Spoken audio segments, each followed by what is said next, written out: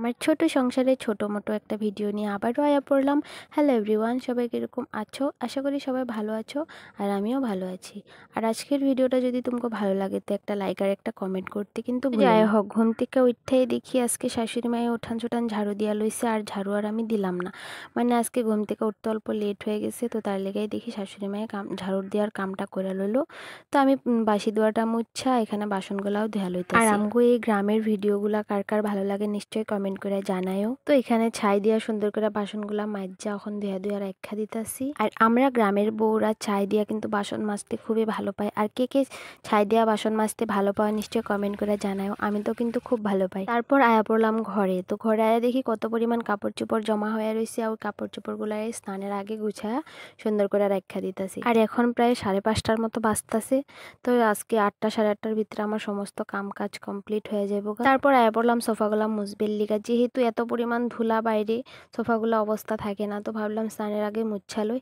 আর এদিকে দেখো শুনু ক্যামেরার সামনে আয়া কি করতেছে। তো যাই হোক, এদিকে দেখো আমার সোফা মুছা শেষ। তারপর আয়া পড়লাম বিছনা উঠাইবির লিগা, আর ওই লাল বেড কভারটা উঠাই দিয়েছিলাম কালকে, আর আরেকটাই বিছাইয়া দিছি। তো নতুন বেড কভার বিছানোর পরে মানে রুমটাই আলাদা হয়ে যায়। আমার থেকে তো খুবই ভালো লাগে। কার কার ভালো লাগে নিশ্চয়ই জানাইও। এদিকে দেখো আমি ব্ল্যাঙ্কেট সুন্দর করে গুছায় রাখা দিলাম, আর এদিকে এই পাশে বড় পুতুলটা রাখা দিমু, দেখতে ভালো লাগে আর কি। তো যাই হোক, দেখো এদিকে ছোট পুতুলগুলোর শুনু আমি এখানে সুন্দর করে গুছায় রাখি, আর ও খালি নামায়া মানে লেত্রা করে রাখি। তো যাই হোক, ছোট পোলাপান থাকলে তো এরকম হয়। তো আমি সুন্দর করে গুছায় রাখা দিলাম, তারপরে বিছনাটাও ঝাইরা দিছি। ঝাইরা এদিকে দেখো ফুলের টবগুলারে কিরকম অবস্থা করে রাখছে, ওগুলারে সুন্দর করে গুছায়া তারপরে ঘরটাও মুছা লইতাছি। আর এই মুছামুছির কাজগুলা কিন্তু স্নানের আগে করতেই ভালো লাগে।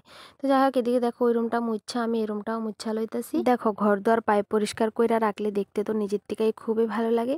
তো আমি এই ঘরটা মুছা রান্নাঘরটাও মুছা দিতেছি। আর যেহেতু আমগো বারান্দাটা মাটির, তো তার লেগে দেখো মাটি পাড়ায় বারে বারে রান্নাঘরে ঢোকা হয়। তো তো তার লেগে কিরকম একটা জানি হয়ে যায়। তো তারপর আয়া পড়লাম এখানে কাপড় চোপড় ধোয়ার লিগে। আর এত পরিমাণ কাপড় চোপড় জমা হইছে দেখো। আর এরকম কিন্তু রোজ হয়, রোজ আমি অল্প অল্প করে কাপড় চোপড় ধুইতে থাকি, তবুও কত কাপড় চোপড় জানি জমা হয়ে যায়। আর এই ঠান্ডার দিন আইলে আমগো ঘরে কিন্তু কাপড় চোপড়টা রোজ সকালেই ধুইতে হয়, যেহেতু আমগো ঘরে একদমই রোদ পড়ে না।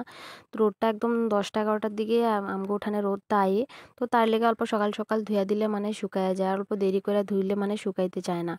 তো যাই হোক, এদিকে দেখো আমি কাপড় চোপড় ধুইয়া মেল্লা দিতাছি। আর কাপড় ধুইতে ধুইতে যেহেতু পুরা ভিজা গেছি, তো তার লেগে স্নান টান করে আয়া পড়লাম।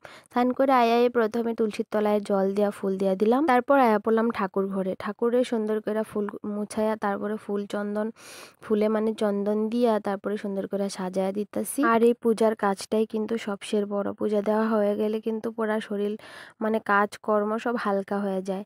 তো এদিকে আমার পূজা টুজা দেওয়া শেষ। আর আজকের ভিডিওটা কিরকম হয়েছে আমার নিশ্চয়ই কমেন্ট করে জানাই। আর আমগো এই গ্রামের পরিবেশ, আমগো গ্রামের কাজকর্ম কার কার ভালো লাগে নিশ্চয়ই কমেন্ট করে জানাইও।